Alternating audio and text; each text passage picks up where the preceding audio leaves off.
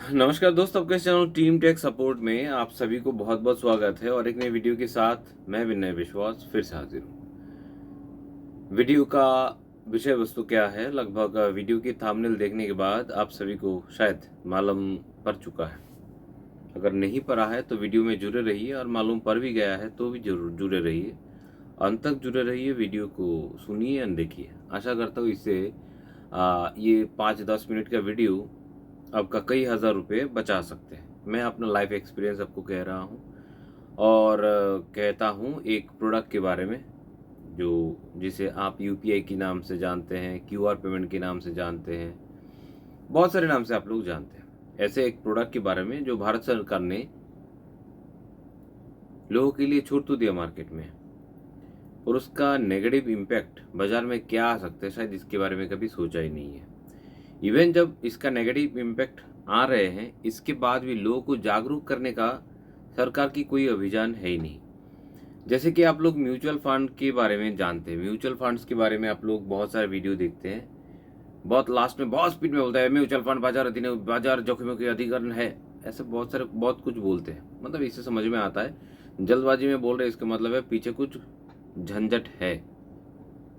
तो लोगों को जागरूक किया जा रहा है कि भाई म्यूचुअल फंड में इन्वेस्ट करिए, पर लोगों को जागरूक नहीं किया जा रहा है कि किस तरह की पेमेंट लेना चाहिए और नहीं लेना चाहिए। हालांकि ये बोलना तो चाहिए, क्योंकि हम मूर्ख के देश में तो हम लोग, हमारा वास है, हम निवास जो है करते हैं वो मूर्खों के देश में करते हैं, जहाँ पे ग्रेजुएट बंदा को समझ में हिंदी प्रॉपरली नहीं आता है। ग्रेजुएट है फिर भी क्या करना है और क्या नहीं करना है, ये दो चीज़ों में उसको अंतर समझ में आता ही नहीं है। जबकि एक मैट्रिक पास बंदे को आ जाना चाहिए कि हम क्या करते हैं और क्या नहीं करते, क्या करेंगे और क्या नहीं करेंगे, चीज़ों का समझ आ जाता है। वहाँ पे हमारे देश में ग्रेजुएट, पोस्ट ग्रेजुएट करने वाले बंदे को भी नहीं मालूम है कि क्या करना चाहिए और क्या नहीं करना चाहिए। अगर मालूम होता तो डायरेक्टर रैंक की किसी भी बंदे के अकाउंट से करोड़ रुपए का गबन नहीं हो जाता, फ्रॉड नहीं हो जाता। चलिए उसको छोड़ते हैं और असल मुद्दे पे आते हैं। असल मुद्दा है ये फ़ोन पे, गूगल पे, ये भारत बिल, भीम, ये इस तरह के प्रोडक्ट तो सरकार ने बना दिया, पर सरकार ने सोचा ही नहीं इसका नेगेटिव इम्पैक्ट कितना आ सकता है। कि ये देश जो है वो बिगिनर्स का नहीं, ये देश जो है पहले से बना हुआ है, उस्तादों का देश है। यहाँ पे जितने बड़े बड़े उस्ताद है उतने बड़े चोरों की भी उस्ताद है। बहुत कुछ हो सकता है। तो कोई भी प्रोडक्ट को अगर आपने छोड़ दिया, बाजार में इसका नेगेटिव और बैड इम्पैक्ट आ रहे हैं, तो फिर इसमें सुधार भी करना बहुत ज़रूरी है। चलिए, सरकार इसमें सुधार नहीं करेंगे, सरकार इसके बारे में आपको नहीं बताएंगे, तो चलिए मैं विनय विश्वास आज की इस वीडियो में बता देता हूँ क्या नेगेटिव इम्पैक्ट है आपकी ज़िंदगी में अगर आप रिटेलर है तो। क्योंकि मेरे वीडियोस कोई कस्टमर देखता नहीं है और मेरा वीडियो कस्टमर के लिए है ही नहीं। मेरे सारे वीडियोस रिटेलर के लिए है और रिटेलर को ही समर्पित है, जो मार्केट में दिन रात मेहनत करता है, पैसा कमाता है अपने परिवार के लिए।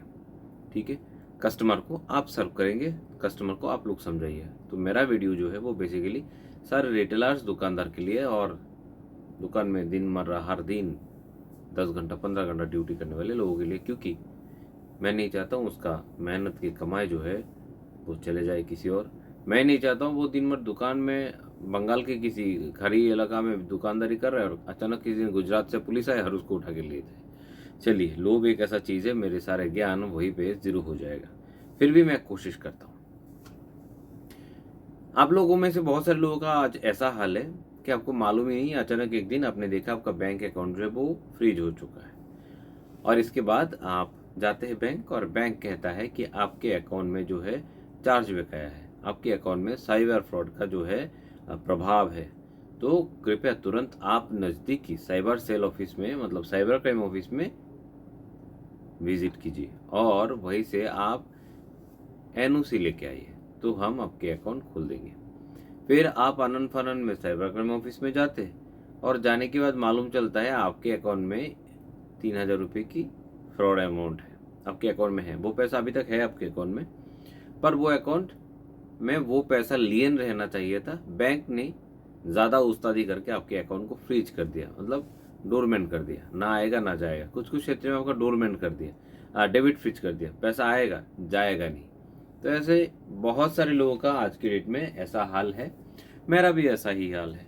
जब मेरा ऐसा हाल है तो मेरे को मालूम है कि क्योंकि किस लिए मेरा ये हाल हुआ।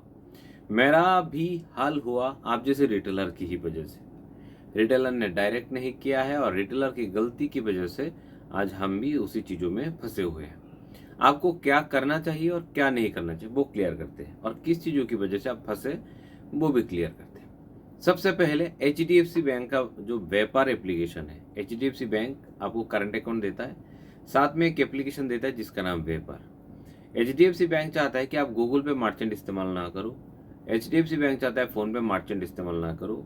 HDFC बैंक चाहता है कि आप पेटीएम इस्तेमाल, पेटीएम पेमेंट बैंक का जो पेटीएम बिजनेस है उसको इस्तेमाल मत करो। अच्छी बात है, तो इसके बदले में कुछ देना भी चाहिए, तो इसके बदले में HDFC बैंक देता है HDFC व्यापार, जो आपको रियल टाइम सेटलमेंट भी देता है, T+1 में भी सेटलमेंट देता है, हर किसी प्रक्रिया में आपको सेटल देता है।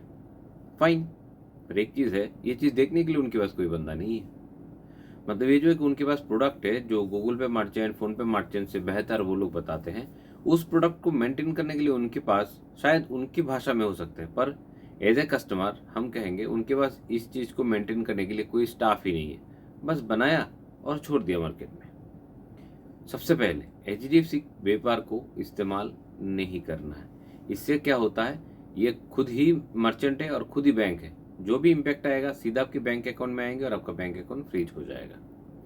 दूसरा दूसरा है ये जो आपका पर्सनल फ़ोन पे और गूगल पे है, पर्सनल, बिजनेस नहीं। फ़ोन पे नॉर्मल, फ़ोन पे नॉर्मल, गूगल पे नॉर्मल, पेटीएम है। ये नॉर्मल फ़ोन पे गूगल पे को ना आपको पर्सनल इस्तेमाल करने के लिए दिया गया है। आपको ये जो नौटंकी आप करते हैं, आप लोगों से पैसा ले लेते हैं और फिर उनको कैश दे देते हैं, बदले में उनके से पैसा आप खींच लेते हैं। 10,000 में 100 रुपये आप रख देते हैं, 10,000 रुपये देते हैं तो 9,900 देते हैं। ये जो नौटंकी आप कर रहे हैं, ये नौटंकी आपका पूरा 10,000 ही गंवाने के लिए काफ़ी है। हो सकता है ये 10,000 किसी एक दिन आपका 10 लाख गंवाने की कारण बन जाए। इसलिए इसका कारण है, जब सेविंग्स अकाउंट में आप इस तरह की ट्रांजैक्शन करते हैं वो सीधा आपके अकाउंट में हिट होता है, और जिस बंदे से आपने कैश लिया है हो सकता है उस बंदे ने, उनके पास जो कैश है वो 4, 5, 6, 7, 8, 9, 10, 11, 12, 13 जगह घूम के फ्रॉड का पैसा उसके पास आया है। मैं क्लियर करता हूँ। मेरे पास 550 रुपये की एक चार्जबैक आता है। चार्जबैक क्या, फ्रॉड का पैसा मेरे पास आता है।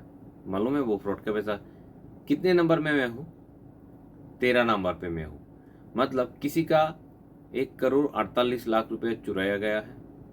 उस पैसे से घूमते घूमते घूमते घूमते मेरे पास 558 रुपये आया है। बहुत सारे लोग इधर उधर करते करते उसका पैसा ढूंढते ढूंढते साइबर सेल को लगा कि हाँ इनके पास भी कुछ पैसे आए हैं, इनमें से 558 को हम फ्रीज करते। पैसे 558 नहीं आए हैं, पैसे आए पूरा 1,000 रुपया। वो 1,000 रुपये में 558 रुपया का चार्जबैक हमारे हाथ में थमा दिया कि ये लो, ये चार्जबैक आपका है। क्यों? क्योंकि ये पैसा जो आया है 558 रुपया का शॉर्टेज था, और उस आपको जिसने पेमेंट किया उसके पास 558 रुपया था, तो वो आपके पास आ गया। अब उसके अकाउंट में पैसा नहीं है तो हमने आपका चार्जबैक कर दिया, हो गया। तब समझ सकते हैं 13 नंबर पे आके भी हमें कोई शांति नहीं है। 13 नंबर पे भी मेरे पैसे को फंसाया गया। इसके साथ साथ HDFC ने मेरे अकाउंट को ही फ्रीज कर दिया, ये बोल के कि हमारे पास MHA होल्ड आया है। ये क्या है ये उनको भी मालूम नहीं है। हम साइबर सेल से खोज छानबीन सब किए। साइबर सेल ने बोला जितना अमाउंट का लियन है, फ्रॉड है, उतना ही लियन लगाने के लिए हम बोला, हमने अकाउंट को फ्रीज करने के लिए नहीं बोला। फिर जब HDFC को हमने जबरदस्ती पकड़ा जबरन, तो HDFC की हक्का बक्का हो गया। HDFC को जवाब नहीं दे पा रहे थे, बोले थे KYC दे दो हम खोल देंगे, कितने दिन में वो मालूम नहीं।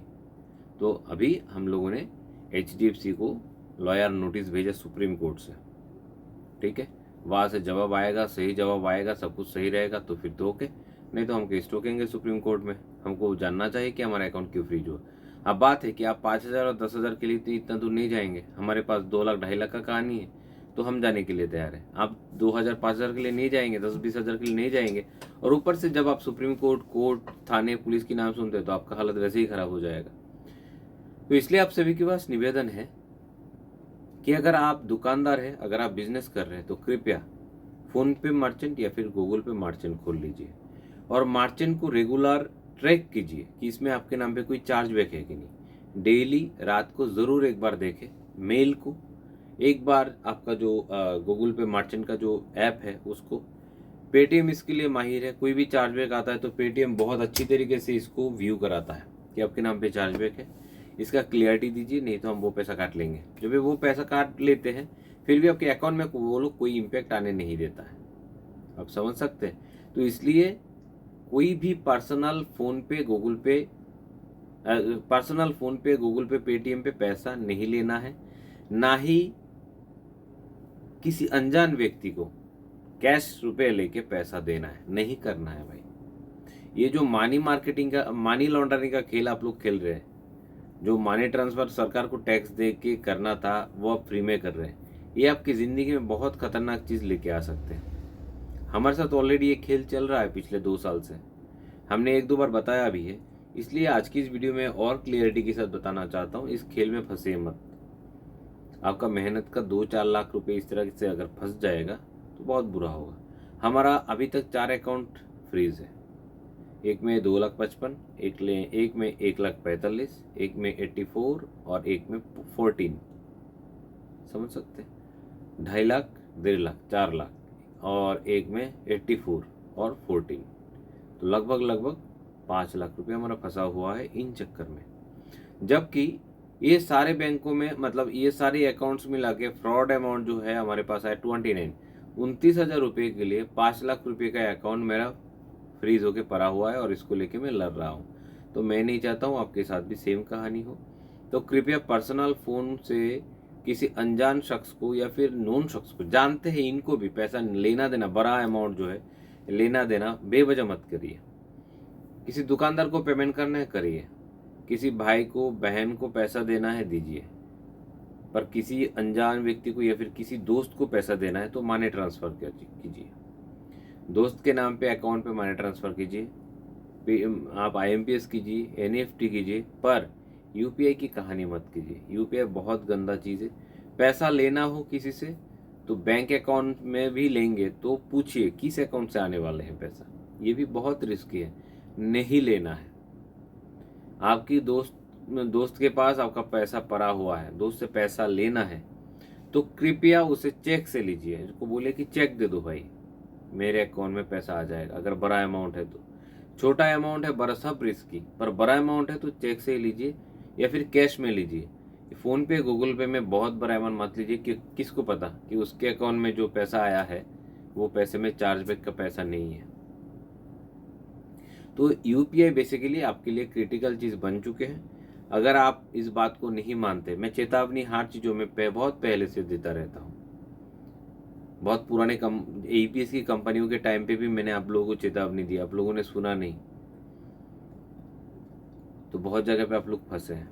तो मैं चाहता हूँ ये चेतावनी को संगीन रूप में ले, उस चीज़ को ध्यान से ले, क्योंकि हम लोग बहुत डर चुके हैं इस चीज़ से, हम डरे हुए हैं बहुत। आप देखिएगा कोई भी रिटेलर हमारे वॉलेट टॉप अप करता है, अगर उल्टा सीधा नाम से आता है तो फ़ोन पे जाता है उसके पास, हम उसी अकाउंट में पैसे को रिफंड करते, उसके अकाउंट को फ्रीज करते, बहुत कुछ कर रहे हैं हम लोग। इसका कारण नहीं है, डरना चाहिए। ये चीज़ जो है बहुत गंदा चीज़ है। कब आके आपको पकड़ के उठा के लेके जाए, कब आके मेरे को उठा के लेके जाए, उसका कोई गारंटी नहीं है। और इसके ऊपर प्रॉपर कोई कानून ही नहीं है जो आपको सीधा रास्ता दिखाएगा। बहुत लड़ना पड़ेगा फिर जाके आपको कानून का सहारा मिलेगा, लॉ का सहारा मिलेगा। लॉ है बहुत लंबा, बहुत दूर तक, नज़दीक में आपको कुछ नहीं मिलेगा। कुछ स्टेट की पुलिस आपको सपोर्ट करेंगे, कुछ स्टेट्स में तो धमकी मिलता है उल्टा, जो चार्जबैक आया है वो मान लो, नहीं तो और भी कुछ चार्जबैक हमारे हाथ में है, तुम्हारे नाम पे ठूस देंगे, ऐसा भी है कहानी। तो बहुत स्टेट में पुलिस बहुत सपोर्ट करता है। जैसे मेरी स्टेट त्रिपुरा में पुलिस ने बहुत सपोर्ट किया मेरे को, मैं गया, उन लोगों ने चीज़ों को गंभीरता से लिया। अगले दिन सुबह मेरे को अकेला बुलाया, फिर उसने बोला कि मेरे पास अब समय है। पूरा 27 केसेस के एक करके बारीकी से मेरे को डिटेल शेयर किया, कौन कौन सा स्टेट बहुत कोऑपरेट करता है उसका सारा कॉन्टैक्ट डिटेल्स दिए, सारे स्टेट का कॉन्टैक्ट डिटेल्स वगैरह सब दिए कि आगे क्या करना है, बैंकों ने क्या मेरे साथ चीटिंग किया, वो सब डिटेल में बताया। ये केस कहाँ से लगता है, कैसे लगता है, पर हर स्टेट में, हर ऑफिस में ऐसा कंडीशन नहीं है। जिस ऑफिस में बहुत ज़्यादा भीड़ है, हालांकि स्टेट में, मेरी त्रिपुरा की स्टेट में भी बहुत भीड़ है, यहाँ पे चार्जबैक का बहुत कहानी है। तो अदर स्टेट जहाँ पे, अगर बंगाल की बात करूँ, इधर तो 40 से 50 लाख लोगों की आबादी है त्रिपुरा में, तो ऐसा हाल है। बंगाल का क्या बताऊँ, कम से कम 15 से 20 करोड़ लोगों की आबादी है, तो वहाँ पे तो दिक्कतें और ज़्यादा होंगे। तो आप समझ ही सकते चीज़ों को। ये सारी चीज़ों से खेलने से पहले 100 बार सोच लीजिए कि क्या करना है, क्या करना है। दुकान में गूगल पे, फोन पे, मार्चेंट अकाउंट, मार्चेंट क्यूआर इस्तेमाल करना है पैसा रिसीव करने के लिए, तो गूगल जो है चीज़ों को हैंडल करता है। अगर आप फोन पे का पर्सनल क्यूआर दुकान में लगा के रखें तो फिर हैंडल करने वाला बीच में कोई नहीं, आप खुद ही हैंडलर हो। तीसरा है, कोई भी बैंकों का डायरेक्ट बिजनेस क्यूआर कोड इस्तेमाल नहीं करना है। जैसे एचडीएफसी का व्यापार नहीं इस्तेमाल करना है, आईसीआईसीआई का कोई बिजनेस क्यूआर कोड नहीं इस्तेमाल करना है। बैंक को बैंक का काम करने दीजिए, पैसा आने जाने का काम बैंक करेगा। मार्चेंट एप्लीकेशन को करने दीजिए। तो इसमें एक गैप बनता है। मार्चेंट एप्लीकेशन का जिम्मेदारी बनता है कि मेरे रिटेलर के पास फ्रॉड पैसा नहीं आना चाहिए।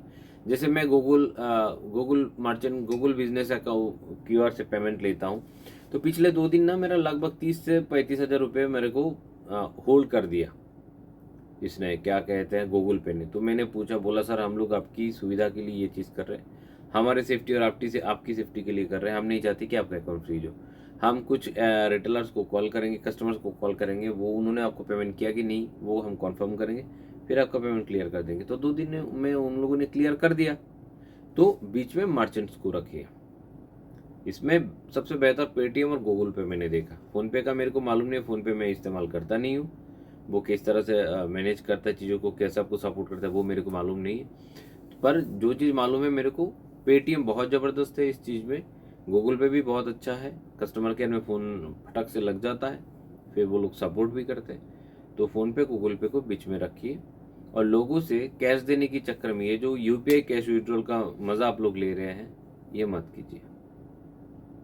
ये करेंगे तो गूगल पे मर्चेंट भी कभी आपका अकाउंट को जब हैक हो जाएगा सपोर्ट नहीं करेगा, क्योंकि 10,000 20,000 रुपये दुकान में बेचने के लिए कुछ है ही नहीं। सब्जी मंडी का दुकान है आपका, इसके बाद जेरोक्स का दुकान है आपका, कैश विड्रॉल का दुकान है आपका। कैश विड्रॉल की दुकान में 10,000 रुपये किस काम के लिए देंगे, कोई आपको नहीं देगा।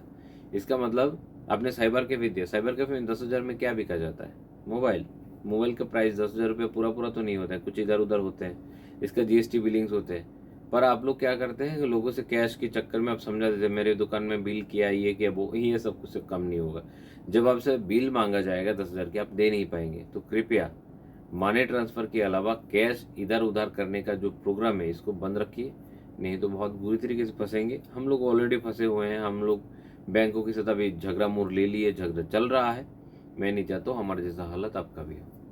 तो ये था मेरा कहना इस वीडियो के माध्यम से। प्लीज़ पर्सनल फ़ोन पे गूगल पे से पैसा लीजिए मत, किसी को कैश लेके पैसा दीजिए मत। अगर कैश लेना है, देना तो है ही नहीं, देना है तो डीएमटी का इस्तेमाल करिए, मनी ट्रांसफ़र जिसे कहते हैं, मनी ट्रांसफ़र बिजनेस का इस्तेमाल करिए।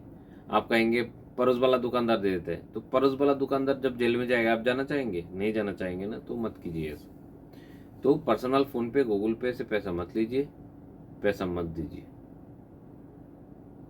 दुकानदार को पेमेंट कर रहे हैं 20, 30, 25, ये मालूम है, आपके पास बिल रहेगा आप किस लिए पेमेंट कर रहे हैं, और आप दुकानदार हैं, क्योंकि आप जिसको पेमेंट करेंगे वो मार्चेंट अकाउंट होगा। ठीक है, आप पर्सनल को भी कीजिए, अनजान पर्सनल व्यक्ति पर्सनल किसी अकाउंट में देना भी नहीं है, आप मार्चेंट अकाउंट को ही देंगे। मार्चेंट अकाउंट देखते आपको मालूम चला, स्कैन करते आपको मालूम चल जाएगा। उसी तरह से आप दुकानदार है, आप साइबर कैफे चलाते हैं, आप कॉमन सर्विस सेंटर चला रहे हैं, आप जनसेवा केंद्र चला रहे हैं, तो मर्चेंट क्यूआर को इस्तेमाल करिए लोगों को पेमेंट करने के लिए। बस इतना आप सभी से रिक्वेस्ट है। फिर से कह रहा हूँ, क्यूआर से पैसा लेके कैश देने का जो प्रोग्राम आप लोग चला रहे हैं उसको मत चलाइए। एईपीएस चलाइए, माइक्रो एटीएम चलाइए, पैसा देने के लिए डीएमटी चलाइए, बाकी सब कुछ छोड़ दीजिए। जुड़े रहने के लिए और सुनने के लिए बहुत बहुत धन्यवाद। चैनल को अच्छा लगे तो लाइक करिए, सब्सक्राइब करिए, बेल आइकन को दबाइए ताकि सारे वीडियोस को सबसे पहले आप देख पाएँ। और कौन कौन सी चीज़ों के ऊपर वीडियो चाहिए वो ज़रूर बताइए। मैं वैसे भी आप सभी के लिए अपना जो एक्सपीरियंस है वो लेके आता हूँ हर बार, ताकि आपको लंबा समय तक काम पे लगे। फिर से एक बार धन्यवाद। जय हिंद, जय भारत।